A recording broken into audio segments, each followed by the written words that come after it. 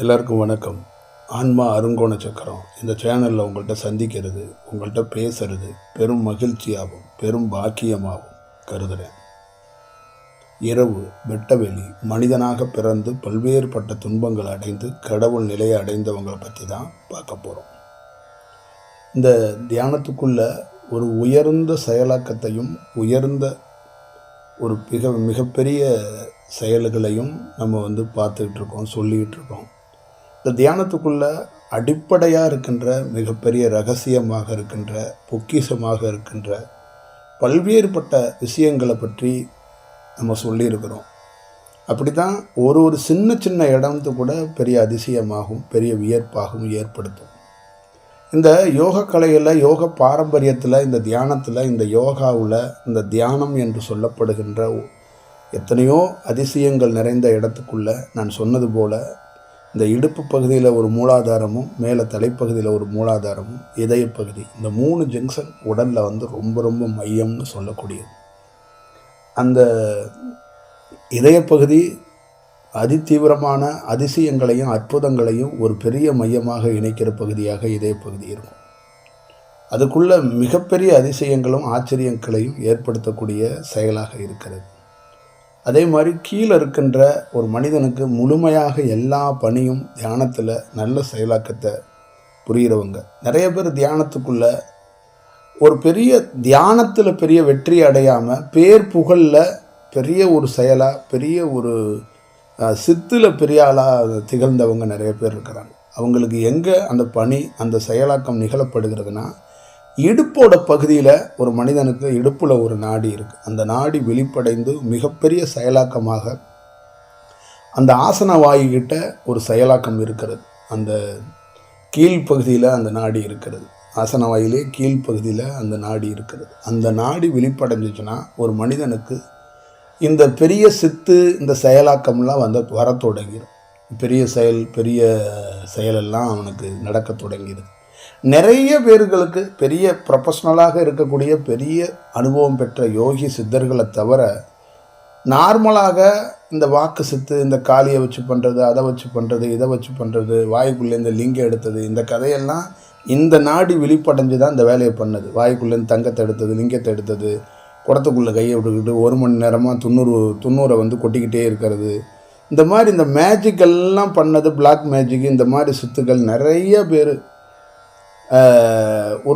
நிறைய பேர் சமீப காலத்துக்குள்ளே பார்த்திங்கன்னா ஒரு 100-150 ஆண்டுகளில் இந்தியாவில் நிறைய சித்துக்களை பண்ணியே பெரிய சாமியார் லிஸ்ட்டில் பெரிய விஷயத்துக்குள்ளே மக்களை ஈர்த்து வச்சுருந்தாங்க. அவங்களுக்கெல்லாம் எந்த இடத்துக்குள்ளேருந்து உடலில் இந்த மாதிரி மாற்றம் நடந்துச்சுன்னு தெரியாது. அவங்க அவதாரம்னு சொல்லலாம், ஒரு செயல்னு சொல்லலாம், இவரோட விஷயம்னு சொல்லலாம், அவரோட விஷயம்னு சொல்லலாம். ஒரு சித்தர், ஒரு யோகி மதிக்க மாட்டாங்க. சித்து அப்படிங்கிறது என்னன்னா, ஒரு ஃபைனலாக ஒரு யோகி முழுமை பெற்றதுக்கப்புறம் அது தானாக சித்தி ஆகுது. அப்போ வந்தால் தான் சக யோகி இன்னொரு யோகியை மதிப்பான். அதுக்கு இடையில ஒருத்தனுக்கு சித்து வந்துருச்சுன்னா அவனை கந்து வட்டிக்காரனாக தான் பார்ப்பான். இந்த வட்டிக்கு கொடுக்குற ஆளை போய் நீங்கள் என்ன சொல்லுங்கள், என்ன அவசரத்துக்காக, அவன் கல்யாணத்துக்காக, காதுகுத்துக்காக, என்ன தேவைக்காக சரியான நேரத்தில் அவன் உதவி இருந்தாலும் அவனுக்கு பேர் அவன் கந்து வட்டிக்காரன் தான். அவன் என்ன செயல் வந்தாலும் அது பெரும் பாவ செயல் தான். அவன் எந்த சூழலில் ஒரு உயிரை காப்பாற்றுறதுக்கு அவன் பணம் கொடுத்தாலும் அவன் துரோகியும் பாவம் செய்கிறான் என்பது தான் பொருள். அது இந்த உலகத்திலே மன்னிக்க முடியாத ஒரு மிகப்பெரிய செயலாக்கத்தை பிறருக்கு வட்டிக்கு பணம் கொடுக்கறத ஒரு காலமும் இந்த பிரபஞ்சத்தால் மன்னிக்கப்படுவதே கிடையாது. மன்னிப்பே கிடையாது அப்படிங்கிற சொல்கிற வார்த்தைக்கு நிறைய பேரோட வாழ்க்கை நானே பார்த்துருக்கேன். இந்த பிறப்பில் ஏகப்பட்ட நோய்களும் ஏகப்பட்ட பிரச்சனையோட துன்பத்தோட துயரத்தோடு நிற்கிறவங்களுடைய வாழ்க்கைக்குள்ள இந்த பணத்தை பிறருக்கு வட்டிக்கு கொடுக்கறதும், இந்த பணத்தை வச்சு சிலருடைய வாழ்க்கையை துன்புறுத்துறதுல நிறைய பேர் பாதிப்படைந்ததை நானே கண்ணால் பார்த்துக்கிட்டே இருக்கிறேன். நிறைய பேரை பார்க்குறேன். இது ஒரு மிகப்பெரிய அந்த தங்கம், பணம், வெள்ளி, வைடூரம், இந்த மாதிரி இருக்கிற எல்லா பொருளுக்குள்ளேயும் ஒரு இறை ஆற்றலும் இறைத்தன்மையும் இருக்குது. அதை தான் யோகிகள் என்னன்னா, அதை இறைத்தன்மையாக கையாண்டுட்டா அது என்ன பண்ணுறது, அது மகாலட்சுமியாக இருக்கும். அந்த இறைத்தன்மையாக கையாளனா அது மாயையாக இருக்கும், தன்னையே அழிச்சிரும். அதுதான் ஆட்கொல்லி அப்படிங்கிறது பொருள். அது அவங்க எப்பயுமே அதை எப்படி கையாளணும்னு அவங்க ஒரு செயல் வச்சுருப்பாங்க. கையிலே தொடாமல் தன்னுடைய கலையை தன்னுடைய சித்தை பயன்படுத்தி தொடாமல் வச்சுருப்பாங்க. தங்கத்தையோ பணத்தையோ தொடுவதை அவங்க அந்த உடல் தொடுற மாதிரி இருந்தால் கூட அதில் அந்த ஆற்றலை வைத்து தொடுவதற்கான வாய்ப்பை மட்டும் உருவாக்குவாங்க. அதை அவங்க வந்து ஒரு வேறு வடிவத்துக்குள்ளே பயன்படுத்துவாங்க. அவங்களுக்கு அதையே கடவுளாக பயன்படுத்துவாங்க, மகாலட்சுமியாக பயன்படுத்துவாங்க. இதை தான் எல்லா பெரிய பெரிய யோகிகளுக்கும் இந்த விஷயத்துக்குள்ள அந்த கலையை அவசர காலத்துக்கு மக்களுக்கு தேவைக்கு உதவணுங்கிறதுக்காகத்தான் அந்த செல்வத்தை செயல்படுத்துவாங்க. மற்றபடி ஏகப்பட்ட பிளாக் மேஜிக்கல், ஏகப்பட்ட வித்தைகள், இந்த பில்லி சூனியம் பண்ணுற குரூப்பு இவங்களுக்கெல்லாம் என்னென்னா, இந்த இடுப்பு பகுதியில் தான் ஒரு செயலாக்கம் நடக்கப்படும் போது அவங்களுக்கே தெரியாது எங்கேருந்து இந்த வேலை தொடங்கப்பட்டிருக்கு, நமக்கு ஏன் இந்த இந்த இந்த இந்த செயல் நடக்குது, நம்ம சொன்னால் பழிக்குது, இந்த செயலாக்கம் இருக்குது அப்படிங்கிறது அவங்களுக்கு தெரியாது. இந்த செயலுக்கு காரணம் தன்னுடைய இடுப்பு பகுதிக்கு கீழே இருக்கிற அந்த நரம்பு மண்டலம், அந்த ஆசன வாய்களுக்கு கீழே இருக்கிற அந்த நரம்பு மண்டலம் விழிப்படைஞ்சிடும். அது விழிப்படைஞ்சிச்சுன்னா ஒரு மனிதனுக்கு இந்த செயலாக்கம் நடப்பதற்கான வாய்ப்புகள் உருவாக்கப்பட்டுவிடும். அப்போ இந்த வாய்ப்புகள் உருவாக்கப்படும் போது அவன் என்ன பண்ணுகிறான்னா, தொடர்ந்து ஒரு தடவை அதில் சாதிச்சிட்டதுக்கப்புறம் அவன் தொடர்ந்து சித்துக்கள் பண்ண தொடங்கிடுறான். அதனால தான் இதை எப்படி குறிப்பிடுறாங்க, ஒரு யோக குருமார்கள், யோகத்தில் பெரிய நிலையில் இருக்கின்ற பெரிய யோகிகளாக இருக்கிறவங்க இதை எப்படி பயன்படுத்துகிறாங்கன்னா, ஒரு குடிகாரனையும் இதையும் ஒப்பிடுறாங்க. ஒருத்தன் குடிகாரன் போதையிலே இருப்பான்ல, மிகப்பெரிய போதையிலே இருப்பான்ல, அவன் வந்து அந்த போதையில் இருக்கிறவன்கிட்ட போய் நீங்கள் விவாதிச்சிங்கன்னா அவன் அதை பேரானந்தமாக தான் சொல்லுவான், அதை வேற ஒரு விஷயமா சொல்லுவான், அதை குற்றமாலாம் பார்க்க மாட்டான். அவன் அதை வந்து ரசித்து ஸ்லகாச்சு பேசுவான், அந்த விஷயத்துக்குள்ளே அவன் ரசிப்பான். அந்த சுகத்தை அவனால் வந்து உனக்கு புரியாது அப்படின்ட்டுருவான். அந்த செயலை சொன்னால் உனக்கு புரியாது அப்படிங்கிற ஒரு செயல் சொல்லிடுவான். அதே போல தான் இந்த சித்துக்கள் இருக்கிறவங்களும் ஒரு போதைக்காரர்கள் மாதிரி மாறிடுவாங்க. இயல்பாக அவர்கள் இருக்க மாட்டாங்க. இயல்பு மனிதர்கள் போல் அவங்க செயலாக்கம் இருக்காது. போதையில் இருக்கிறவன் போய் காலையில் எழுப்பி கேட்டிங்கன்னா, நீ நேற்று என்னென்ன பேசுனேன்னா அப்படியான்னு மைண்டில் வச்சுட்டு திருப்பி போதையை போட்டுட்டு வந்து என்னையே நீ கேள்வி கேட்குறியான்னு நம்மக்கிட்ட சண்டைக்கு வருவான். புரியுதுங்களா? அதே கதை தான் இந்த சித்து பண்ணுறவங்க இந்த ஏரியாக்களில் இருக்கிற குரூப்புகள்லாம். ஆனால் ஒரு யோகி அப்படி பண்ணுறது கிடையாது. ஒரு யோகி அந்த செயலாக்கத்துக்குள்ளே இருப்பது இல்லை என்பதையும் புரிந்து கொள்க. ஆனால் ஒரு யோகிக்கும் அங்கே என்ன குறிப்பிடுறாங்க அப்படின்னா, இந்த ஆசன வாயில் இருக்கிற இந்த நாடிகள் விழிப்படைந்தால் ஒரு பெரும் ஆனந்தத்தையும் ஒரு போதைத்தன்மையையும் ஒரு யோகி அனுபவிக்கிறாங்கிறதையும் சொல்கிறாங்க. இந்த நாடி விழிப்படையும் பட்சத்தில் அவனுக்கு என்ன பண்ணுது, அங்கே தான் அவனுக்கு அந்த போத வஸ்திரம் மாதிரி இருக்கிற ஒரு அப்படியே பிரம்மாண்டமாக எப்பயுமே ஆனந்தத்தில் இருக்கிறான்னு சொல்லுவாங்கள்ல, அந்த செயல் வந்து அந்த நாடிக்குள்ளே இருக்குது, அந்த செயலுக்குள்ளே இருக்குது. அப்போ அவன் வந்து ஒரு பேரானந்தமாக அவனும் இருக்கிறான். ஆனால் அவன் அந்த பேரானந்தத்தை எந்த சூழல்லையும் வேற வடிவத்துக்குள்ளே போயிடாமல் தனக்குள்ளே இருக்கின்ற கலையை வைத்து பாதுகாத்து வச்சிருக்கிறான். அதுக்கு மிக முக்கியமாக பங்களிப்பு யாராக இருக்க வேண்டும், யார் இருந்து அந்த பணிகளை செய்வதற்கு நுட்பமாக இருக்கக்கூடிய உதவியாக இருக்கக்கூடியவர் பதஞ்சலி. அந்த பதஞ்சலியோட செயலாக்கத்துக்குள்ளே தான் அந்த செயலாக்கம் பாதுகாத்து ஒரு மிகப்பெரிய செயலாக அது செய்யப்படுகிறது. அப்போ தான் ஒரு யோக கலையில், யோக பாரம்பரியத்தில் ஒரு மனிதன் என்ன செய்கிறான், அந்த பரகாயுத யோகம் என்ன கூடு விட்டு கூடு பாயிறது, பெரிய பெரிய வேலைகள் எல்லாத்தையும் இந்த நாடிகள் வந்து என்ன பண்ணணும்னா அந்த பின்னாடி இருக்கிற பெடரியும் இதுவும் வந்து ஒரு பெரும் செயலாக மாறி போயிடும்.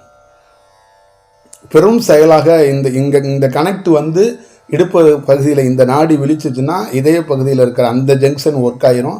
அந்த ஜங்ஷன்லேருந்து பெடரி ஜங்ஷன் ஒர்க் ஆயிரும். பெடரி ஜங்ஷன்லேருந்து நெத்தி போட்டு ஒர்க் ஆயிரும்.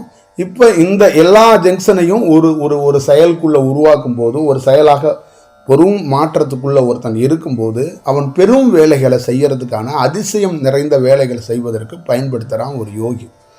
ஆனால் வெகு சிலர்கள் வந்து நூற்றுக்கணக்கான பேர் வந்து நிறைய மனிதர்கள் வந்து இந்த இதய ஜங்ஷனோ இந்த பெடரியோ இந்த நெத்தியோ வேலை செய்யாமல் கீழே இருக்கிற பகுதி அந்த நாடி வேலை செய்தோன்னா அவர்களுக்கு சித்து கிடைத்து விடுகிறது. அப்போ அவர்கள் இந்த சித்துனால் பெரிய கூட்டத்தையும் பெரிய அதிசயத்தையும் அற்புதம் நிறைந்தது நடக்கிறதாக அவர்களுக்கு இந்த செயலாக்கம் இந்த இடத்திலிருந்து தான் தன்னுடைய வேலை நடந்தது அப்படிங்கிறத அவங்களால கண்டுபிடிக்க முடியும். நீங்கள் நினச்சிக்கங்க, நல்லா பார்த்துக்கங்க. நிறைய யோகிகள் சொன்னாங்க, இந்த மலம் போகிற வாசலை சுத்தமாக வைத்து கொள்ளுங்க அந்த ஏரியா. ஏன்னா ரொம்ப முக்கியமான ஜங்ஷன், முக்கியமான நரம்பு அங்கே தான் இருக்குது. இன்னொன்று சொல்லப்போனால் அந்த ஞான பலன்னு சொல்லக்கூடிய அந்த ஒரு பேர் ஆனந்தத்துக்குரிய ஒரு செயலும் அந்த ஏரியாவில் தான் இருக்குது. அதனால தான் ஒரு மனிதனுக்கு உடல் அந்த பகுதிகளை, இடுப்பு பகுதிகளை எப்பொழுதுமே சுத்தமாக வைத்து கொள்ள வேண்டும்.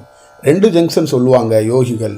எப்பயுமே அந்த நாத விந்து வருகிற அந்த இது சொல்லுவாங்கள்ல, சுரோனிதமோ உங்கள் விந்தணுக்குள்ளே வர்ற அந்த வாசல் ரொம்ப சுத்தமாக தெய்வீகமாக இருக்கணும்.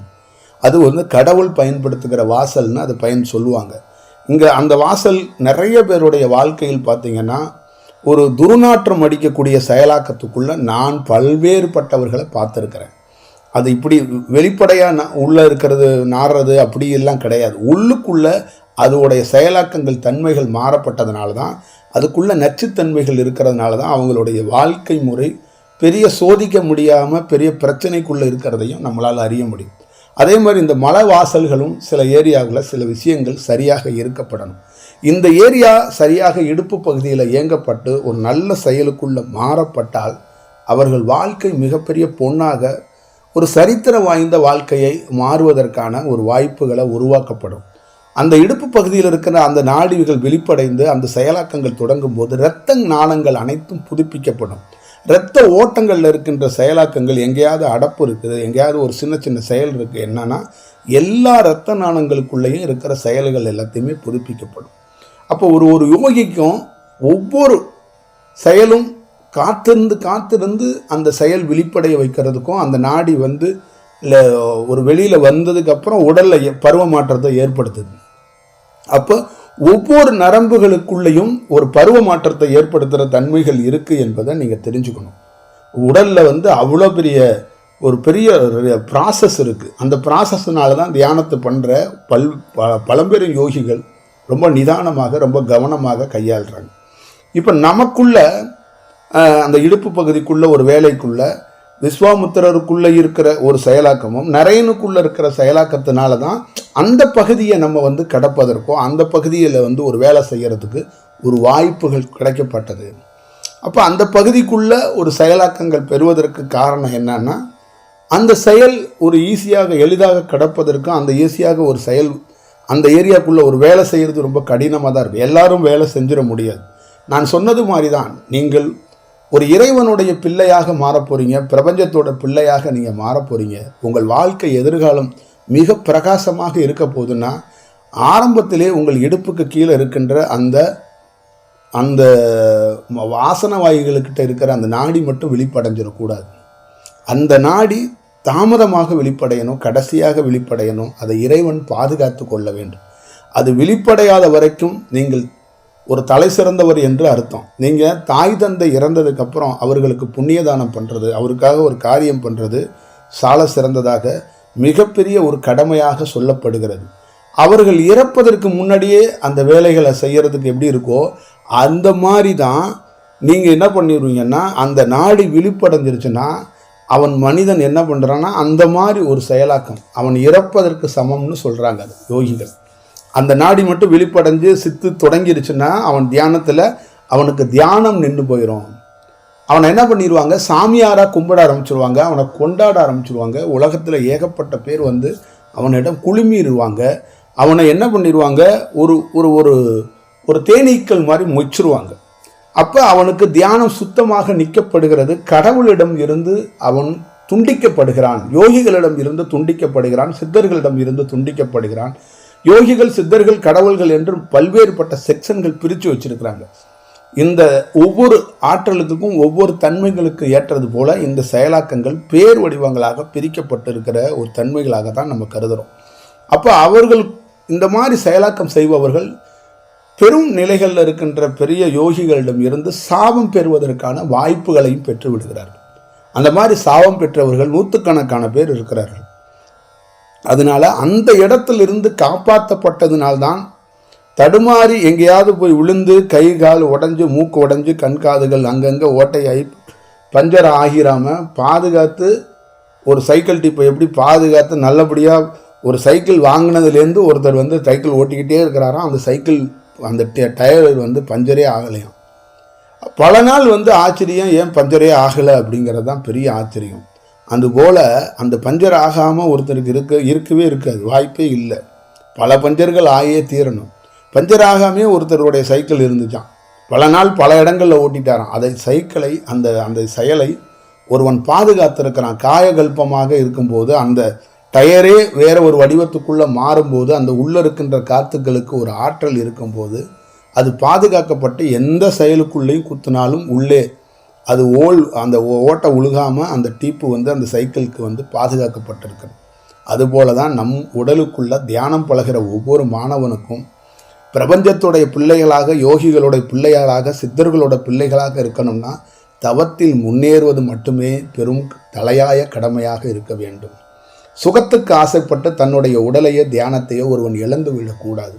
தலையாய பொறுப்பு இந்த பிரபஞ்சத்துடைய பேராற்றலோட பிள்ளை என்பதற்கு, இந்த பிரபஞ்சத்துடைய எப்பொழுதும் நாம் தலை சிறந்த ஒரு மகனாக இருக்க வேண்டும் என்பதற்கும், ஆகாயத்தோடைய தந்தை என்று அழைக்கப்படுகின்ற இந்த பிரபஞ்சத்துடைய பேராற்றலாக இருக்கக்கூடிய அந்த பிரம்மத்துடைய பிள்ளையாக நாம் இருக்க வேண்டும் என்றால் சில இடங்களில் நாம் பாதுகாத்து போக வேண்டும். அதனால தான் அனுபவம் பெற்றோர்களோடு நல்ல தியானத்தோடு முறைப்படி ஒரு நல்ல செயலாக்கத்தோடு ஒரு மனிதன் முழு சரணாகதியோடு ஒரு பிரயாணத்தை செய்ய வேண்டும் என்பதற்கு பொருள் அதுதான்.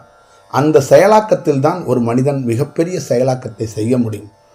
நாம் எந்த செயலுக்குள் நம் இந்த பணி செய்ததற்கு மிகப்பெரிய செயல் அந்த நாடிகள் விழிப்படையாமல் பாதுகாக்கப்பட்டதற்கும், அந்த நாடி விழிப்படையாமல் பாதுகாத்ததினால்தான் என் வாழ்க்கையில் நான் சாதித்தேன். நான் பெரிய பெரிய பெரிய மக்கள் கூட்டத்தையோ பெரிய பெரிய செயலாக்கத்துக்குள் பேசுவதோ பணி செய்வது அது அந்த நேரம் இருக்கிறது, அது செய்வோம். அதை தாண்டி இன்னைக்கு நமக்குள்ள இருக்கின்ற பெரிய செயலாக்கம் என்ன என்று கேட்டால் ஒரு தியானத்துக்குரியவனாக நிற்பது பெருமையாக இருக்கிறது. ஒரு தியானத்திலிருந்து வந்திருக்கிறோம், இந்த தியானத்தை செஞ்சுருக்கிறோம், இந்த தியானத்தில் நிறைய ஜங்ஷன்களை நிறைய இடங்களை உடல் ரீதியாக பார்த்துருக்கிறோம். இந்த உடலுக்குள்ள மிகப்பெரிய ஆய்வுகளை, இந்த உடலில் இருக்கிற நரம்புகளை அறிவதற்கான இந்த வாய்ப்பை அந்த ஆகாய தந்தை நமக்கு வழங்கி இருக்கிறார், நம்மளை பாதுகாத்திருக்கிறாருங்கிற அந்த உன்னதமான தருணம் இருக்கிற ஒரு தேசத்துக்கு சுதந்திரம் கிடைத்த உடனே இனிப்பு கொடுத்து வெடிவெடித்து கொண்டாடுவார்கள். அதுபோல ஒரு சரித்திரம் வாய்ந்த ஒவ்வொருத்தரும் தியானம் பழகிற மாணவர்களுக்கு தியானத்தில் ஒரு நன்கு முன்னேற்றத்தை அடைந்து ஒரு செயலாக்கத்தை பெற்றவனுக்குத்தான் அது பெருமைக்குரிய நாளாகவும் கொண்டாடக்கூடிய நாளாகவும் இருக்கும். அப்பொழுது அந்த வெடிவெடித்து உங்களுக்கு இனிப்பு வழங்குவன் யார் இருப்பான் என்றால் உன் கணவனோ மகனோ மகளோ உறவினர்களோ இருக்க மாட்டான், ஒரு சக யோகி இருப்பான். ஒரு பேராற்றலுக்குரிய யோகி சந்தோஷத்தில் துள்ளி குதிப்பான். எத்தனை பேர்கள் இங்கு வந்து தடுமாறி செத்து போனவன், மாண்டு போனவன், படுத்து போனவன், உருண்டு போனவன், எவ்வளோ பேர், எண்ணில் அடங்காத சாமியார்கள், லட்சக்கணக்கான பேர் இந்த பாதாள லோகத்துக்குள்ள இந்த பூலோகத்தில் அழிந்து போனவன் எவ்வளோ பேர் இருக்கான், எத்தனையோ பேர் இருக்கான். எண்ணவே முடியாதுங்கிறான். எண்ண முடியாதவன் இறைவனை தேடி சித்தர்களை தேடி தவம் செய்து அழிந்தவன் லிஸ்ட் எண்ண முடியாது. அதுல ஒருத்தன் தப்பிச்சு உன்னதமான செயலை செய்து இந்த தியான வடிவத்துக்குள்ளிருந்து ஒருத்தன் மலர்ந்து வருபவனை சக யோகிகள் கையெடுத்து வணங்கி தலை வணங்கி வரவேற்கிறார்கள். ஏன்னா அங்கிருந்து தப்பிச்சு வருவது சாமானிய காரியம் அல்ல. எல்லா செயலில் இருந்தும் ஒருவன் மாட்டிக்கொள்ளாமல் ஒருவன் தப்பித்து வருகிறான் என்றால் அவனை வெடிவெடித்து ஒரு யோகி கொண்டாடுறான். ஒரு யோகி கொண்டாடவே மாட்டான். அதனால தான் நான் பல நாள் சொல்லியிருக்கிறேன், ஒரு மனிதனோ ஒரு தேசத்தோட தலைவனோ வேற எவனோ நம்மளை புகழ்றது நமக்கு வேண்டாம். ஒரு சக யோகியிடம் இருந்து பாராட்டுதலோ சக யோகியிடம் இருந்து ஒரு நன்மதிப்பை பெறுவது சாதாரண காரியம் அல்ல. இந்த உலகத்தில் தலை சிறந்த காரியம் என்பது இன்னொரு யோகி உங்களுடைய வேலையை பார்த்து சான்றிதழ் அளிக்கணும், பாராட்டணும். நம்ம இருக்கிறோம் அப்படின்னா நம்மளை லட்சக்கணக்கான மக்கள் ராஜா, தெய்வமே, கடவுளே, குருநாதா, ஐயா, சாமி, எனக்கு வாழ்க்கை கொடுத்தா எனக்கு ஒன்றை நம்பி இருக்கேன் அப்படின்னு ஒரு மக்கள் சொல்கிறது, அதெல்லாம் தேவையே இல்லாத செயல். அதெல்லாம் எங்கள் கணக்கில் கிடையாது. ஒரு உலகத்தில் மிக தலை சிறந்த யோகி ஒரு நாள் இந்த உலகத்தில் ஒரு மாற்றம் நடந்து கொண்டு இருக்கிறது, சந்தோஷம்னு சொல்லிட்டான்னு வச்சுக்குவேன், அதை விட பெருமை ஒரு யோகிக்கு எதுவும் கிடையாது. இதை தான் பல நாள் நான் சொல்லியிருக்கிறேன். இதை தான் லாகிரி மகாசாயர் மகாவதர் பாபா கிட்டேருந்து வாங்கின முக்கியமான கிரெடிட். இதை வாங்க முடியாது, வாங்கவே முடியாது. நான் நிறைய பேரை அந்த லிஸ்ட்டில் பார்க்கல, அதனால தான் நான் சொல்கிறேன். நிறைய பேர் இல்லை. விவேகானந்தர் ராமகிருஷ்ணர்கிட்ட வாங்கினதும் அவர் பல நாள் ராமகிருஷ்ணர் மறைமுகமாக சூட்சமமாக இருந்து விவேகானந்தரை ஒரு தீபமாக, ஒரு வெளிச்சமாக, ஒரு ஜோதியாக, ஒரு அற்புதமாக, ஒரு செயலாக இருந்து ஒரு பக்கம் சாரதா தேவியும் இன்னொரு பக்கம் ராமகிருஷ்ணரும் இருந்து விவேகானந்தரை அந்த ஒளியாக இருந்து பார்த்து கொண்டே இருந்தார்கள். காரணம் என்ன என்று கேட்டால், ஒரு அற்புதமான ஒரு செயலுக்குரியவன் என்னுடைய மாணாக்கர் என்பதுதான். ஒரு குருவுக்கு மிகப்பெரிய பெருமை எதுன்னா, தன்னுடைய மாணாக்கனுக்கு எல்லா செயலையும் கொடுத்துருப்பான். அவன் பிற யோகிகள்கிட்ட வாங்கிறது ஒரு செயல் இருக்குல்ல, அதுதான் ரொம்ப முக்கியம். அந்த வேலையை நுட்பமாக செய்யணும். அதனால தான் எப்பயுமே ஒரு வேலையை ஒரு யோகி எடுக்கும்போது தியானத்தில் முழுமை பெற்றாதான் அந்த வேலைகளுக்குள்ளே எந்த மாயையும் தவறும் வந்துடாமல் இருக்கணும்னு ஒரு தடவைக்கு 10 தடவை ஆய்வு செய்வான். அந்த வேலையை ஒரு க்ளீன் செயலில் பார்த்துட்டு தான் களத்துக்குள்ளே இறங்குவான்.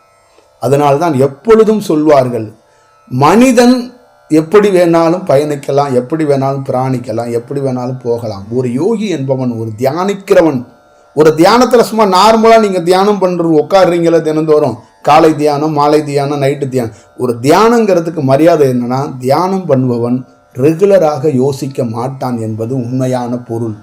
அந்த தியானத்துக்குன்னு மரியாதை என்னன்னா, உண்மையாகவே ஒருத்தன் உட்கார்ந்து அமர்ந்து தியானம் பண்ணுகிறவன் தன்னுடைய வாழ்க்கையை ரெகுலராக கட்டமைத்து கொள்ள மாட்டான். ரெகுலராக அவன் பணி செய்ய மாட்டான். ரெகுலராக ஒரு செயலுக்குள் போய் வம்பு வழக்குகளுக்குள்ளேயோ ஒரு சண்டை சச்சரத்துக்குள்ளேயோ ஒரு செயலுக்குள் சிக்கி தவிக்கிறவனாக இருந்தால் அவன் தியானம் பழகிறவன் என்று சொல்வதற்கு அருகதையற்று போகிறான், இழந்து போகிறான். அதை நிதானமாக எப்படி கையாள வேண்டும். 1000 துன்பங்கள் துயரங்கள் வந்தாலும் இறைவா உன்னை நினைத்து தவம் செய்கின்ற இந்த தவசுக்கு இப்படி ஒரு சோதனையா, இப்படி ஒரு செயலா என்றும் மீண்டும் அந்த தவசையும் அந்த வேலையை தான் தொடர்வானை ஒழிஞ்ச இவனே போய் ஒரு செயலாக்கத்தை செய்து கொள்ள மாட்டான் என்பதை நீங்கள் புரிந்து கொள்ள வேண்டும். சாக்கடையில் உட்கார்ந்தவன், அசிங்கமான இடத்தில் உட்கார்ந்தவன், நாத்தம் பிடித்த இடத்தில் உட்கார்ந்த ஒரு யோகி கூட மல்லிகைப்பூ மனமும் சாம்பிராணி மனமும் பத்தியோட மனமும் மணந்ததற்கு காரணம் அவன் மிக சரியாக இருந்ததினால்தான். அவன் சுற்றி இருக்கின்ற புற சூழல்கள் நாற்றமாக இருந்தாலும், அவன் உடல் அழுக்காக இருந்தாலும், அவன் உடை அழுக்காக இருந்தாலும், அவனிடம் இருந்து ஒரு பேர் சுகத்தை இறைவன் மலர செய்தான், இறைவன் ஏற்படுத்தினான். விளம்பரத்துக்காக சித்துக்களை பயன்படுத்தி சில பேர் இந்த வாசனை திரவியங்களை வரவைத்து விடுவார்கள். அவனெல்லாம் ஆபத்துக்குரியவன் என்று சித்தர்களே கருதப்படுகிறார்கள். அதனால்தான் சித்தர்கள் பாரம்பரியத்தில், சித்தர் குலத்தில் சக சித்தர்களிடம் இருந்து பேரெடுப்பதும் சக யோகிகளிடம் இருந்து பேரெடுப்பது தான் ஒரு யோகிக்கு மிகப்பெரிய சவாலாகவும் மிகப்பெரிய காரியமாகவும் இருக்கிறது. அதுபோன்ற ஒரு யோகியுடைய மிகப்பெரிய வெற்றி எது என்று கேட்டால், இந்த தியானத்தில் உடலில் இருக்கின்ற ஒவ்வொரு நரம்புகளையும் ஒவ்வொரு அங்கத்தையும் கண் கொத்தி பாம்பாக இருந்து கண் அசராமல் தூங்கி விடாமல் நாடியை ஏமாந்து போய் விட்டு விடாமல் பாதுகாத்து இந்த தியானத்தில் வெற்றி கொள்கிற வரைக்கும் பல்ல கடிச்சிட்டு அப்படியே காத்திருப்பான். அந்த ப்ராசஸ் முடிகிற வரைக்கும் அதுதான். இப்போ ஒவ்வொரு நாளும் ஒவ்வொரு மணித்துளியும் ஒவ்வொரு இடங்களில் நம்ம போகும்போது பல்வேறுபட்ட வேலைகளை செய்யும்போது எத்தனை மனிதர்கள், எத்தனை பேச்சு, எத்தனை சந்தேகம், எத்தனை கேள்வி, இதெல்லாம் நடந்தாலும் 1000 இந்த செயல் நடந்தாலும் எனக்கு நடக்க வேண்டிய சில பணிகளும் நான் செய்ய வேண்டிய பணிகளை பிரதானமாக கவனித்து பார்த்து கொண்டே இருப்பேன். அதுதான் விழிப்பு என்பது, அதுதான் செயல் என்பது, அதுதான் பொருள். இந்த தியானம் என்பது அதுதான் நிதானம். நிறைய பேர் என்ன பண்ணிடுவான், இடுப்புக்கு கீழே அந்த ஃபைனல் கார்டுகிட்ட போய் கவனத்தை வச்சு தியானம் பண்ணியோ ஏதோ ஒன்று செஞ்சு அந்த குண்டலினி சக்தி நரம்பு அங்கே படுத்து கிடக்கு எழுத்தி அந்த பக்கம் சித்து ஏதாவது ஒன்று வந்துருச்சுன்னா அவன் அழிஞ்சு போயிடுவான். அதோட அவன் ஒரு போதக்காரனாக மாறி போவதற்கும் அவன் தடுமாறி போகிறதுக்கும் பெரிய வாய்ப்புகள் இருக்குது. ஒரு சராசரி மனிதனாக வாழ்ந்துட்டு ஒரு கெட்டு குட்டிச்சாராக போய் அழியிறதோட இந்த மாதிரி காவி வெட்டியை கட்டிக்கிட்டு இறைத்தன்மைக்குள்ளே ஒரு வேஷம் போட்டுக்கிட்டு ஒரு சாமியார்னு சொல்லிக்கிட்டு அவன் சல்லாசமாக இருந்து பல்வேறுபட்ட வாழ்க்கைகளை அவனும் கெட்டு மற்றவனையும் கெடுத்து போய் ஆளாக்கிடுவான். அதனால தான் இந்த சாமியார் பயிரோட கண்டாவே பணத்துக்கும் பொம்பளை பின்னாடி போய் நிற்கிறான்னு நிறைய இடங்களில் பேர் வருவதற்கு காரணம் இந்த இடுப்பு கீழே ஆசன வாயில் இருக்கிற நரம்பை எழுப்பிட்டு தான் இவங்க என்ன பண்ணி போகிறாங்க, ஒன்று பணத்தை பக்கம் நிற்கிறாங்க, இல்லை பொம்பளை பின்னாடி போய் நிற்கிறாங்க. இந்த டிவிக்காரனை பத்திரிகைக்காரனை இவங்களை பிடிச்சிட்டு சாமியார்கள் சல்லாசம் செய்கிறாங்க, சாமியார்கள் கும்மி அடிக்கிறாங்க, சாமியார்கள் உருடுறாங்க, பிறல்றாங்க. சாமியார்கள்னாவே இந்த 2 விஷயத்துக்குள்ளே அடிமையாயிடுவான். ஒன்று பணத்துக்கு அடிமையாயிடுவான், இல்லைன்னா பொம்பளைக்கிட்ட அடிமையாயிடுவான். அப்படிங்கிறதான் ஒரு உண்மையான யோகிங்கிறவனுக்கு என்னன்னு கேட்டிங்கன்னா, அதான் சொல்லிட்டனே, அந்த ஒரு செயலுக்குள்ளே இருக்கிறவனுக்கு, முழு தியானத்துக்குள்ளே இருக்கிறவனுக்கு காமமே அட்டு போயிடும். அவன் எது செய்தாலும் அது கலையாக மாறி போயிடும். அது ஒரு பிரபஞ்சத்துடைய பேராற்றலுக்குரிய செயலாக போயிடும். அவன் முடியை பிடுங்கி கொடுத்தா கூட அது ஒரு செயல்தான். அவன் எல்லாத்தையுமே தன்னுடைய அந்த கலை வடிவத்துக்கு மாற்றிட்டானா அங்கே இருக்கிற ரெகுலர் ஃபார்முலாவில் எதுவும் இருக்காது. அவன் மாற்றுறதுக்குள்ளேயே முதல்ல போய் இடுப்பு கிட்ட குண்டலினி சக்தி நரம்பு கீழே படுத்து கிடக்கு தூங்குது. நீங்கள் அங்கே போய் அந்த ஃபைனல் கார்டுகிட்ட ஒரு விஷயத்தை பண்ணி கொண்டு போய் அழுத்தி அங்கே ஒரு செயல் செய்யணும்னா அவனுக்கு அந்த நரம்பு விழிப்படைஞ்சிருச்சுன்னா அவனுக்கு சித்துக்கள் வந்துடும். அவனுக்கு ஒரு உடல்லாம் பிரகாசமாயிரும், முகத்துலாம் தேஜஸ் வந்துடும், ஒரு அழகாக இருக்கிற மாதிரி ஆயிடுவான். அந்த உயிர் சக்தி என்ன பண்ணும், ஈர்க்க ஆரம்பிச்சிடும். பொம்பளை ஆம்பளை கோடீஸ்வரன் எல்லாம் வந்து ஈர்த்துட்டு வந்து நின்றுவான்.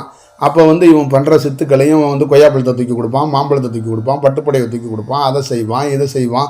அப்படியே வருவாங்க, கூடுவாங்க, கும்மி அடிப்பாங்க, பாடுவாங்க, ஆராத்திம்பாங்க, அதும்பாங்க. கூட்டம் கூட்டமாக வருவான், பணத்தை குமிப்பான், எல்லாம் செய்வான். எல்லா சல்லாசத்துக்கும் அது வழிவகுத்து விட்டுரும். அதுதான் உலகத்திலே உச்சகட்ட மாயை என்று குண்டலினி சக்தியை கண்டு பயப்படுறதுக்கு காரணமும் நடுங்கிறதுக்கு காரணமும் அதுதான். குண்டலினி சக்தி என்பது என்னன்னு கேட்டிங்கன்னா அதோடைய முக்கியமான விஷயம் பதஞ்சலி என்ன சொல்கிறார், பதஞ்சலியோட செயல் என்ன, குண்டலினி சக்தினா என்னன்னா நீங்கள் அடிப்படையாக தெரிஞ்சுக்கோங்க. ஒரு படையை திரட்டி கொண்டு போருக்கு போகிறோம். லட்சக்கணக்கான வீரர்கள் போர்க்களத்தில் இருப்பாங்க.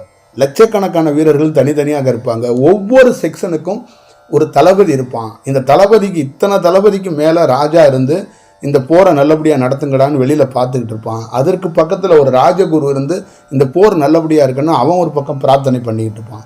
இந்த தளபதிகள் ஒவ்வொரு படைகளையும் வழி நடத்துவாங்க. இப்போ தனித்தனியாக இருந்து போர் செய்வாங்க, வெற்றி கொள்ளணும். இதுதான் செயல். இப்போ உடலில் வந்து இப்படி தான் உடலில் இருக்குது. இப்போ குண்டலினி சக்தியை நீங்கள் விழிப்படைய வச்சுட்டிங்கன்னா ஒரு தளபதியாக செயல்படும், அது தனித்தனியாக செயல்படும். குண்டலினி சக்தி மொத்தமாக வேலை செய்ய தொடங்கி ஒருத்தன் கழுத்துக்கு மேலே கொண்டாந்து பின்னாடி இருக்கிற பெடரிக்கு ஒருத்தன் கொண்டு வந்துட்டான்னா, அந்த செயலுக்கு மேலே கொண்டாந்து நிறுத்திட்டானா, அந்த லட்சம் பேர் இருக்கிறால படை அது எல்லாத்தையும் ஒரே சக்தியாக மாறிடும். தனியாளாக இருந்தாலும் அவன் எல்லாம் ஒன்றாயிருவான். லட்ச சக்திகளும் ஒரே சக்தியாக சேர்ந்து போர் பண்ணும். அதுதான் நாகசக்தி. அதுதான் இந்த உலகத்திலே தலை சிறந்த நாகம்னு சொல்லக்கூடிய ஆதிசேஷன்னு சொல்லக்கூடியதே அதுதான். அங்கே அவன் ஒன்றா மாறினதுக்கப்புறம் ஒரே ஒரு வெளிச்சத்தில் ரங்கநாதன் படுத்து கிடக்கிறான் பார், அவன் தான் குண்டலினி சக்தி. அதுதான் செயல். குண்டலினி சக்திங்கிறது பதஞ்சலியாக இந்த உலகத்தில் எவனாலையும் அறிய முடியாத, எந்த கொம்பனாலையும் அறிய முடியாத பேரு ரகசியத்துக்குரியவன் அவன்தான் பதஞ்சலி. அவன்தான் பெடரியில் மிகப்பெரிய பணிகளை, மிகப்பெரிய செயலாக்கத்தை, அந்த செயல் அவன் வந்து நின்று எல்லாத்தையும் ஒருங்கிணைச்சிருவான். ஒரே சக்தியாக ஒருங்கிணைச்சிருவான். அங்கே தனித்தனி பிரிவாக இருக்காது. ஒரு பிரிவு ஒரு செயலுக்குள்ளே கொண்டாந்துருவான். ஆனால் அவன் கீழே மட்டும் முழிச்சிட்டான்னா அவன் என்ன பண்ணிடுவான், பெரிய மோசமாக இந்த கும்பகர்ணன் கதையை சொல்லுவான். இல்லை தூங்குனா தூங்கிக்கிட்டே இருப்பான், முழிச்சிட்டானா அவ்வளோதான்னு சொல்லுவாங்கள்ல, அந்த கதையாக அவன் கீழே விழிப்படைஞ்சிட்டானா ஒரு மனிதனை நாசம் பண்ணிவிட்டு கூட போயிடுவான்.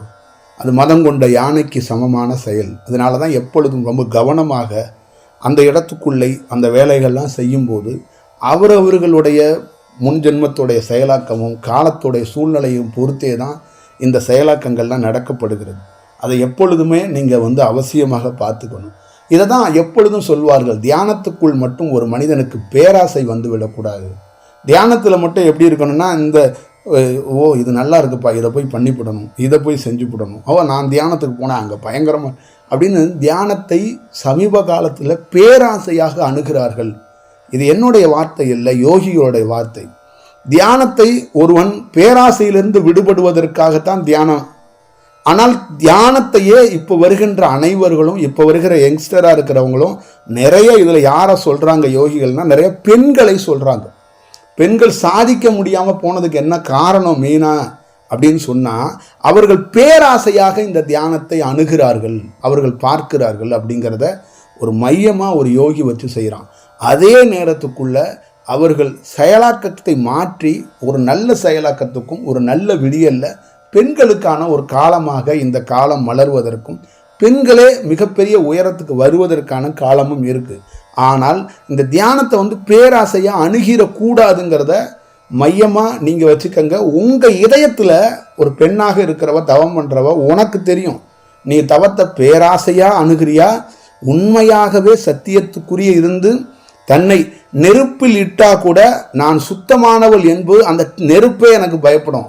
ஒரு பெண்ணை எப்படி நான் சுத்தமானவன்னா எப்படி நிரூபிப்பாங்கன்னா, இவ போய் தீயில இறங்க போறான்னா அந்த நெருப்பு வந்து பயப்படுமா, கையெடுத்து கும்பிடுமா, தாயே நீங்க இறங்க போறீங்களா, எனக்கு என்ன தண்டனை இது?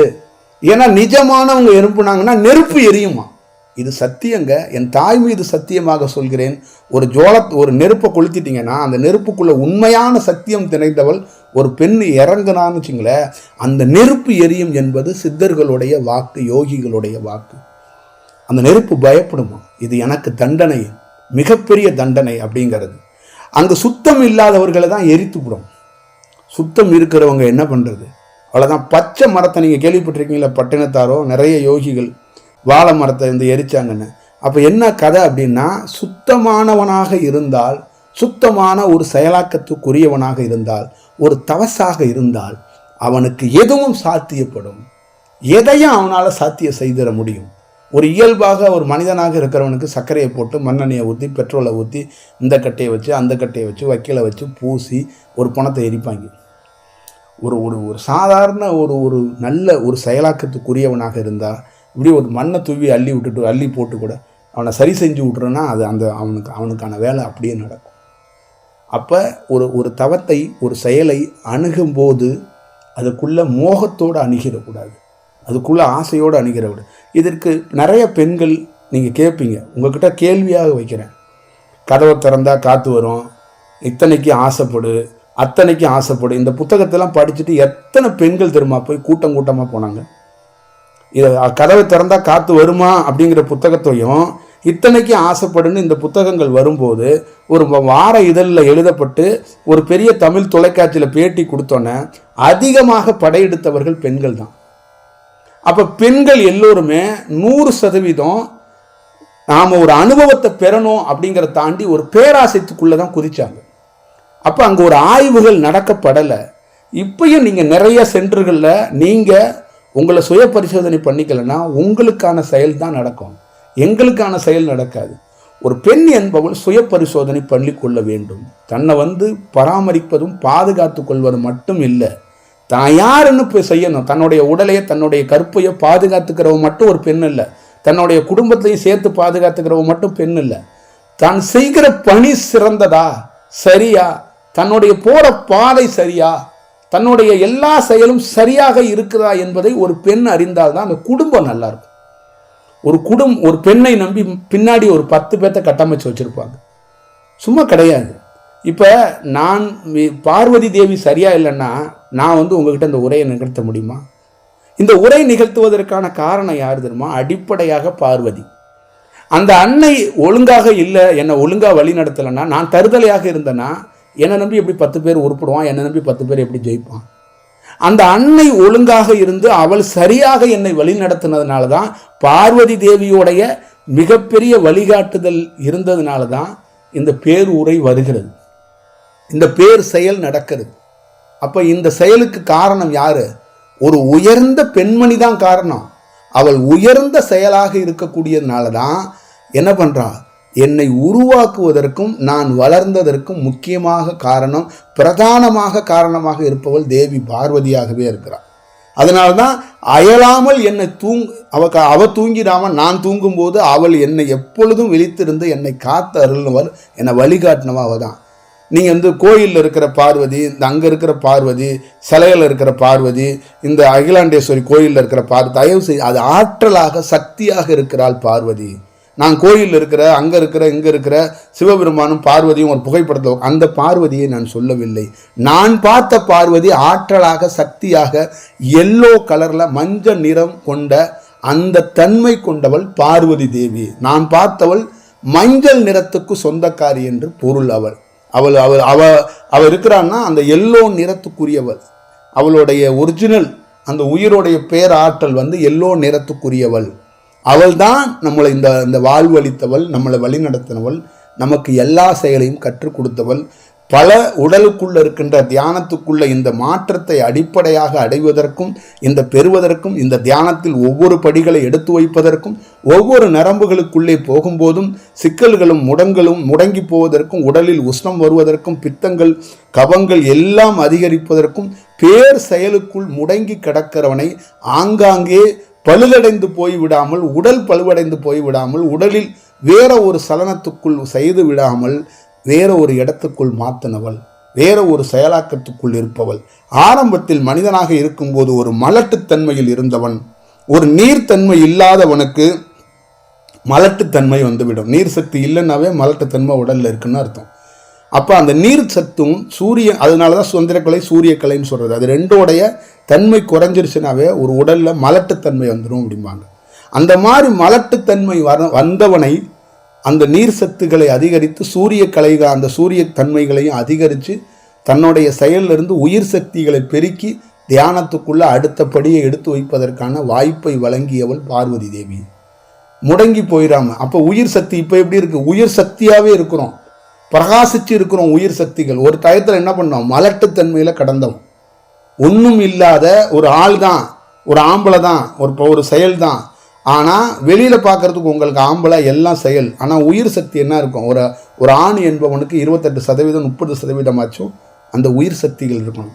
அவனுக்கு 7% 6% இருந்துச்சுன்னா அவன் எல்லாம் சாப்பிடுவான், எல்லாம் செய்வான், அனைத்து சுகபோகம், அனைத்து ஆசைகள், அனைத்து உடலில் எல்லாம் இயங்கும். ஆனால் அவனால் மிகப்பெரிய ஒரு செயலாக்கம்னு இருக்குல்ல, அதில் வெற்றி கொள்வது அது முடியாது. அது அவனுக்கு கண்டுபிடிக்கவும் முடியாது. மருத்துவர்களே திணறி போயிடுவாங்க இந்த ஏரியாவில், இந்த செக்ஷன்.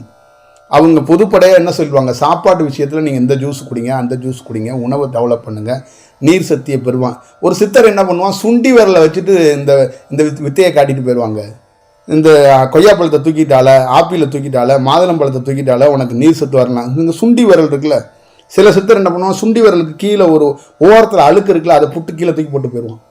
போடா போய் உனக்கு இன்னையிலேருந்து மலட்டுத்தன்மை போயிடும், நீ உயிர் சக்தி பெறுகிறோம், ஓடுறான்டுவான். அப்போ அவனுடைய கலை, அவனுடைய செயல் எப்படி இருக்குது? இதுதான் இந்த இதை எதற்கு உங்களுக்கு இவ்வளோ பெரிய நீண்ட நெடிய நேரமாக தொகுத்து இந்த மாதிரி செயலை கொடுக்குறேன்னா, பெண் என்பவள் மிக முக்கியமாக அந்த பணியை செய்யணும், பார்த்துக்கணும். அப்போ பெண்ணை சுற்றி எவ்வளோ பேர் இருக்கிறாங்க, அப்போ பெண்ணுக்கு எவ்வளோ பெரிய பொறுப்பு இருக்குது. பெண் சித்தர்களே இல்லை, ராமகிருஷ்ணருடைய கூட இருந்த சாரதா தேவி மட்டும்தான் கண்ணுக்கு தெரியுறா, வேறு யாருமே இல்லைன்னா அதற்கு காரணம் ஆயிரம் காரணம் இருக்குது. உங்கள்கிட்ட சொன்னால் உங்களுக்கு புரிஞ்சிருமா என்ன? இப்போயே உங்களை நீங்கள் சுய பரிசோதனை பண்ணுன்னு தான் நான் சொல்லிக்கிட்டு இருக்கேன். ஒரு பெண்ணாக இருப்பவர்களுக்கு வந்து பல்வேறுபட்ட செயலாக்கம் இருக்கிறது. நான் சொன்னது நிஜமாக பொய்யாங்கிறத பல்வேறுபட்ட பெண்கள் அவர்கள் இதயத்தை கையை வச்சா தெரியும். அத்தனைக்கும் கதவை தர காட்டுவதுன்னா எவ்வளோ பெண்கள் தெரியுமா அந்த புத்தகம் வெளியே வந்ததுக்கப்புறம் அந்த ஆசிரமத்தில் நின்னாங்க. அவன் சல்லாசமாக இன்றைக்கி போய் ஏதோ ஒரு நாட்டில் உட்காந்துட்டு ஒரு கயிறை கட்டி இழுத்துக்கிட்டு இருக்காப்புல, அது வேற. காரணம் என்னன்னா, அதுக்கு காரணம் என்ன நடந்துச்சு, அவனுக்கு தியானத்துக்குள்ளே எந்த செயலாக்கம் இருந்துச்சுன்னு உங்களுக்கு தெரியாது. அப்போ ஒரு தியானம் என்பது, ஒரு ஆன்மீகம் என்பது, ஒரு செயல் என்பது ஒரு பெண்ணோ ஒரு ஆணோ ஈர்க்கணுங்க. சும்மா ஆசையெல்லாம் ஓடக்கூடாதுங்க. ஆசையில் ஓடுறதுக்கு என்ன நடிகர்களா கடவுள்?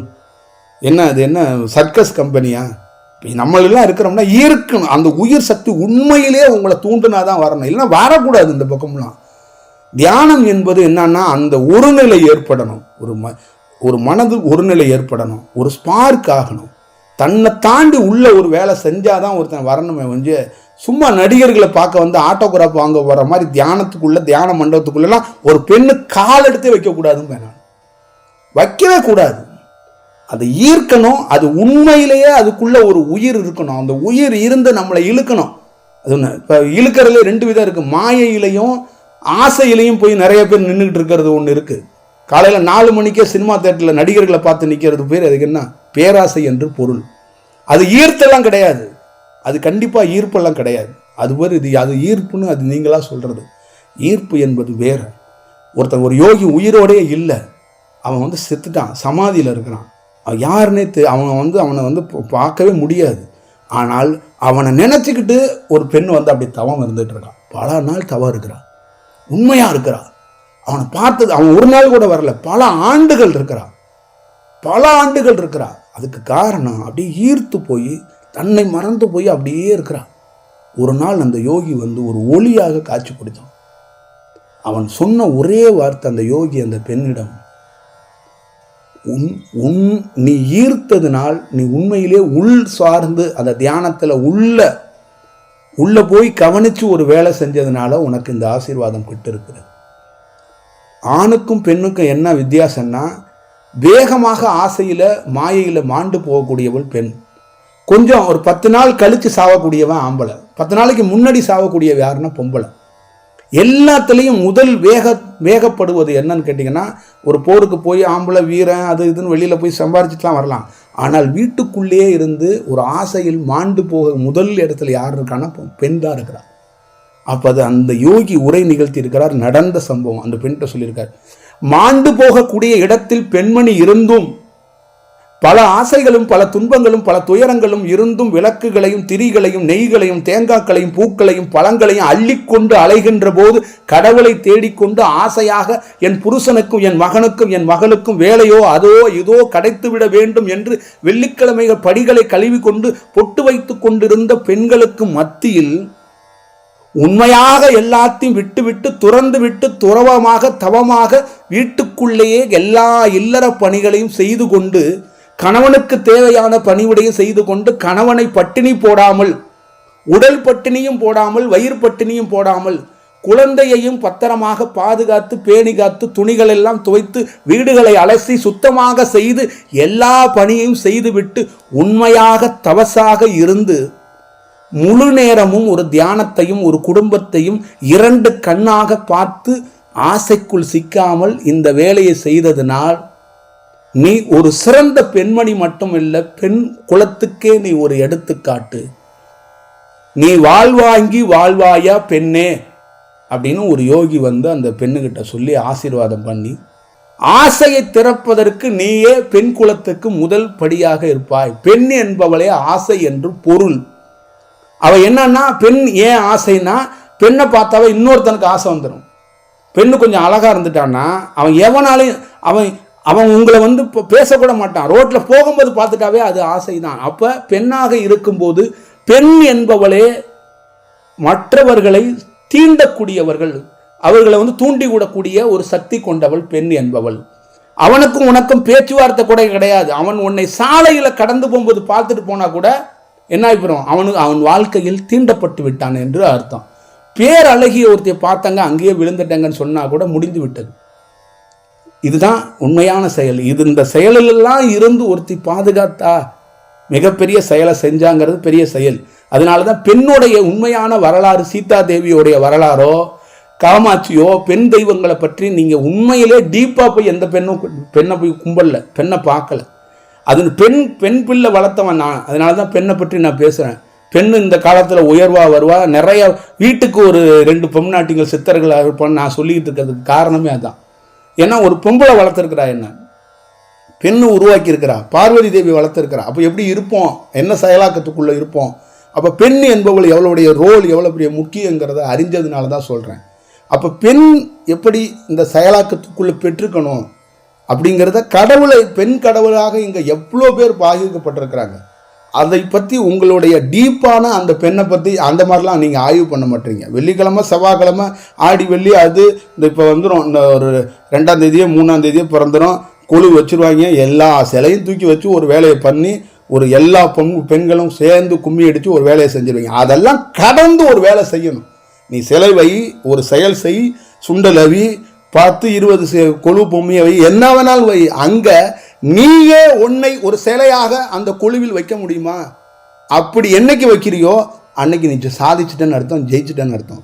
உன்னுடைய கடமையை அத்தனை செஞ்சுட்டு அந்த கொழுவில் அத்தனை பொம்மை இருக்குல்ல, அதில் ஒன்னையே பொம்மையாக வைக்கின்ற ஒரு நாள் நீ உன்னால் உருவாக்க முடியுமா, உன்னால் செய்ய முடியுமான்னு நீ உன் இதயத்தை வச்சு கேட்டுக்க. அப்படி ஒரு நாளை நீ உருவாக்கிட்டானே நீ சாதிச்சிட்டேன்னு அர்த்தம். நிறைய பெண் என்ன பண்ணிடுறா, சலனப்பட்டுறா. தியானத்துக்கு போனால் புருஷன் இந்த வாழ்க்கையோடு இருந்தால் தியானத்துக்கு போக முடியல. தியானத்துக்குள்ளே போயிட்டோம்னா இதுக்குள்ளே வரமாட்டா, இதுக்குள்ளே போயிட்டோம்னா தியானத்துக்கு வரமாட்டா. நான் ஏதோ ஒரு வேலை தான் செய்வேங்கிறான். அப்படி இல்லைங்கிறத நீங்கள் தெரிஞ்சுக்கணும். குடும்பத்தையும் ஒரு ஞானத்தையும் கலந்து தான் ஒரு செயலாக்கம் செய்ய வேண்டும் ஒரு பெண்மணி என்பவள். அதற்கேற்ற மாதிரி தான் ஒரு வாழ்க்கை இருக்கும். ராமகிருஷ்ணரோட மனைவி சாரதா தேவி ராமகிருஷ்ணருக்கு செய்ய வேண்டிய அத்தனை செயல்களையும் செய்தார். அவளுக்கு அவங்க 2 பேரும் கணவன் மனைவி தான். அந்த பற்று எங்கே அறுத்து போனுச்சுன்னா அவளுக்கு அந்த செயலுக்குள்ள அவரை பார்க்கும்போது தந்தையாக, குருவாக, கடவுளாகத்தான் ராமகிருஷ்ணர் தெரிஞ்சார். அவங்க அத்தனை வேலையை செய்ய செய்ய செய்ய அவங்களுக்கு என்ன ஆகி போச்சு, இந்த சேவையை செய்யும்போது இறைவனுக்கு பணிவிடை செய்கிறோம்னு சொன்னோன்னே மனைவி என்கிற ஒரு செயல் விடுபட்டு போச்சு. நீங்கள் வீட்டுக்குள்ளேயே இருந்து இல்லற வாழ்க்கையில் நீங்கள் சிறப்பாக செய்யும்போது உங்கள் கணவனே என்ன ஆயிடுவான், உங்களுக்கு சீடனாக மாறிடுவான், உங்களுக்கு பக்தனாக மாறிடுவான், உங்களுக்கு நிஜமானவனாக மாறிடுவான். உண்மைக்கு முன்னாடி நிற்க முடியாதுங்க. நீங்கள் உண்மையாக மட்டும் ஒரு வேலை செஞ்சு பாருங்க. நான் சும்மாலாம் சொல்லலைங்க. நீங்கள் உண்மைக்கு முன்னாடி நிற்க முடியாதுங்க. எவ்வளோ பெரிய இந்த பெரிய கொம்புன்னு சொல்லுவாங்க, கொம்பன்னு சொல்லுவாங்கல்ல ஊரில் எல்லாம். என் கணவர்லாம் வளைய கூட முட்டாருங்க அப்படின்னு. அப்படியாப்பட்ட கணவன் கூட உண்மைக்கு முன்னாடி அடிபணிந்து காலில் விழுந்துருவான், தாயேன்றுவான். பெண்ணிடம் எவ்வளோ பெரிய ஆசை, எவ்வளோ பெரிய செயல் இருக்கோ அது மாதிரி பேர் சக்தி கொண்டவள் பெண். அதை பார்த்துக்கங்க. ஒரு நல்ல செயலாக்கமாக இருக்கட்டும். நல்ல செயலோடு நீங்கள் பயணிக்க வேண்டும். நல்ல செயல்களை எடுத்துக்கொண்டு இந்த உலகத்துக்கு பெரும் செயலாக பெரும் பணிகளை நீங்கள் ஈற்ற வேண்டும். என்னுடைய செயல், என்னுடைய அனுபவத்திலிருந்து எப்பொழுதும் சொல்வது தான், ஒரு நல்ல பாதைக்கும் நல்ல செயல்களுக்கும் நல்ல தன்மைகளுக்குள்ளும் பிரயாணிக்க வேண்டும் என்பது தான் என்னுடைய செயலாக இருக்கிறது. விரைவில் இந்த ஆன்மா அருங்கோண சக்கரத்தில் வருகின்ற செயலாக்கத்துக்குரிய ஒரு புத்தகம், மிகப்பெரிய அந்த அந்த பணியை அதை வழக்கு மொழிகளில் கொண்டு வர்றதுக்கும் அப்படியே பேச்சு மொழிகளில் இருக்கிறதுக்கு அதை மாற்றுறதுக்கு ரொம்ப கஷ்டப்பட்டு அவங்க அந்த மாணவர்கள் அந்த பணியை செஞ்சாங்க. அது ப்ரெஸ்ஸில் போய் தினந்தோறும் அது பிரிண்டிங்கில் அது கொஞ்சம் கரெக்ஷன் வந்துக்கிட்டு இருக்குது. அந்த பணிகளில் இருந்துகிட்ருக்கோம். அந்த பணி புத்தகம் முழுமையாக ப்ரெஸ்ஸில் முடிஞ்சோடனே அந்த தேதியை அறிவிக்கிறதுக்காக தான் காத்துக்கிட்டு இருக்கோம். மிக விரைவில் அந்த புத்தகம் ப்ரெஸ்ஸில் இருக்கிற எல்லா ப்ரூஃபெல்லாம் பார்த்து அது ஃபைனல் ஆனதுக்கப்புறம் அந்த தேதியை அறிவிப்போம். நிச்சயமாக யார் கலந்து கொள்ள வேண்டும் என்பது உண்மையாக விருப்பம் இருப்ப பட்சத்தில் கலந்து கொள்ளுங்கள். இது கட்சி மீட்டிங் கிடையாது, இது ஒரு கட்சியோட ஆஃபீஸ் கிடையாது, இது மற்றவங்க மாதிரி ஒரு செயலாக்கத்துக்குரிய விஷயம் இல்லை. உண்மையிலேயே ஒரு மனிதன் என்றாவது ஒரு நாள் தன்னை உணர்வான். இந்த வாழ்க்கையில் நிச்சயமாக ஒரு நாள் ஒரு வெளிச்சத்தை பார்க்கணும்னு நினைக்கிற உண்மையானவனுக்கு என் மீது பற்று, பாசம், லவ் இதெல்லாம் இல்லாதவன் என் பின்னாடி நிற்பான்.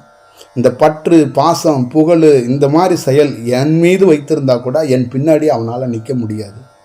இனி வரும் காலகட்டத்தில் என்னுடைய செயல்பாட்டில் என் மீது எவன் பற்று வைத்திருந்தாலும் அவன் என் பின்னாடி நிற்க முடியாது. அதை நீங்களும் பார்ப்பீங்க. பற்று வைத்தவன் எல்லாம் எங்கே போக போகிறானே தெரியாது, போயிடுவான். அங்கே ஒன்றும் தேவையில்லை, ஒரு சக்தி, ஒரு ஆற்றல். நாம் அங்கே செய்ய வேண்டிய வேலை என்னென்னா, நம்மளை உணர்றதுக்காக தான் நம்ம ஒரு ஐயாவை பார்க்க போகிறோம். அதோடைய நோக்கம் என்னன்னா, நம்மளை மாறுறதுக்கான ஒரு வேலைக்காக தான் போகிறோம். அங்கே ஒரு ஆசிரமத்தை நிறைவேறதுக்கோ ஒரு ஐயாவை முன்னிறுத்தி ஒரு வேலை செய்யறதுக்கோ நீங்கள் இல்லைங்கிறத தயவு செய்து தெரிந்து கொள்ளுங்கள். என்னை உருவாக்குவதற்கு பிரபஞ்சத்துடைய வேலை, பிரபஞ்சத்துடைய பணி அது பார்த்துக்கோ. உங்களுடைய பணி ஒரு அனுபவம் பெற்றவனோடு பயணிக்கும் போது, சேரும்போது நீங்கள் உருவாக்கப்பட வேண்டும். ஒரு ஒளியோடு இன்னொரு ஒளி சேர்ந்து ஒளி இல்லாத தன்மையில் ஒளியாக மலர்வதற்கான வாய்ப்பை பெறுவதற்காகத்தான் ஒரு தியானம் பண்ணுகிற ஒரு இடத்துக்குள்ள மாணவர்களாக நம்ம சேர வேணும். நம்ம எல்லாம் ஒன்று சேரணும். அங்கே வேறு சித்தாந்தத்துக்குள்ளேயும் வேறு கொள்கைக்குள்ளேயும் நம்ம போயிடக்கூடாது. தயவு செய்து அதுபோல வேலைகளுக்குள்ள எந்த மாணவர்களும் எந்த சூழல்லையும், இங்கே மட்டும் கிடையாது, நீங்கள் எந்த ஆசிரமத்துக்குள்ளேயும் நீங்கள் எதற்காக ஒரு ஆசிரமத்துக்கு போறீங்களோ அதை மட்டும் பெறுவதற்கான வாய்ப்புகளை உருவாக்குங்க. தயவு செய்து அதை விட்டுட்டு அந்த ஆசிரமத்தில் பெயிண்ட் அடிக்கிறவன்னு நீங்கள் போனீங்கன்னா உங்கள் வாழ்க்கை பெயிண்ட் அடித்து கொண்டே இருக்க வேண்டியதான். நீங்கள் பார்த்துக்கோங்க, பெயிண்ட் அடிக்கிறதுக்கு நீங்கள் போகல. நல்ல ஞாபகம் வச்சுக்கோங்க. சரணாகதி தத்துவத்துக்குள்ளே மிகப்பெரிய செயலாக்கம் இருக்கிறது. ஒரு வேலை செய்கிறோம். என்னோட இருக்கிறவங்க எல்லாரும் இந்த எல்லா ஆசிரமத்திலையும் சேவகர்கள், இந்த வாலிண்டர் இப்படியெல்லாம் பேர் சொல்லுவாங்க. என்கிட்ட இருக்கிற மாணவர்கள் சரணாகதி தத்துவத்துக்குள்ளே எவன் இருக்கிறானோ அப்படி தான், அதுக்கு பேரே சரணாகதி தத்துவம் தான். ஒரு வேலை நடக்குது, ஒரு வேலை செய்ய போகிறோம், ஒரு புத்தகம் பண்ணியிருக்கு, நான் ஐயா செய்கிறேன்னா அவன் வாலிண்டர்ஸ் கிடையாது. நல்லா ஞாபகம் வச்சுக்கணும். இந்த உலகத்தில் இருக்கிற எல்லாரும் வாலிண்டர்ஸ்ன்னுப்பாங்க. வாலிண்டர்னால் என்கிட்ட வரவே கூடாது. சரணாகதி தத்துவத்துக்குள் தன்னை உணர்றதுக்காக ஒருத்தன் அங்கே நிற்கிறான், அந்த செயல் செய்கிறான். அப்போ அவன் சரணாகதியாக செய்தான்னா அந்த பணி பிரபஞ்சத்துக்காக பிரபஞ்சத்தோடு இணைந்து செய்கிறான்னு அர்த்தம். அவன் சரணாகதி செய்யாமல் இறங்கும்போது தான் அந்த ஆசிரமத்தில் அண்டாவை விளக்குனாலும் குண்டாவை விளக்குனாலும் அந்த ஆசிரமத்தை கழுவி விட்டாலும் அந்த ஆசிரமம் வளருவதற்கு அவன் எவ்வளோ பாடுபட்டாலும் அவன் சாதிக்க முடியாமல் போனதற்கு காரணம் அங்கே சரணாகதி இல்லை. அவன் செய்கிற செயல் அது வேற செயலாக போயிடுது. நான் அடிக்கடி சொல்கிற செயலும் அதுதான். நீ நிஜமாக இருந்தனா உன் குருவை எப்படி இருந்தாலும் நீ வளருவங்கிறதுக்கு பொருள் அதுதான். அப்போ நீ வரும்போது வாலண்டியர்ஸாக எனக்கு வரக்கூடாது. ஒரு சரணாகதி தத்துவத்துக்குள்ள ஒரு வேலை செய். எனக்கு ஒரு தண்ணியை கொடுத்தா கூட அது சரணாகதியாக இருக்கும்போது அது நீ என் உருவத்தை பார்க்க வேண்டாம், அது பிரபஞ்சத்துக்கான ஒரு செயலாக மாறிப்போ. சரணாகதி ஒருவன் பெற்றவனாக சரணாகதி தத்துவத்துக்குள் எவன் இருப்பானோ அவன் என்னோடு இணைந்து எல்லா பணியிலும் ஈடுபடுவான். அவன்தான் ஆன்மா அருங்கோண சக்கரத்தில் இருக்கக்கூடிய மாணவனாக இருக்க முடியும். அவன் இருப்பான். அப்படி சரணாகதி தத்துவத்துக்குள் இல்லாதவன் அவன் என் பிள்ளையாகவும் இருக்க மாட்டான், என்னுடைய மாணவராகவும் இருக்க மாட்டான், வேறு ஆசிரமத்துக்குள் அவன் அண்டா கழுவுவானாக இருப்பான் என்பதுதான் அதோடைய பொருளாக நான் எடுத்துக்கொள்ள வேண்டும். ஒரு நல்ல செயலாக வைத்துக்கொள்வோம். நன்றி, வணக்கம்.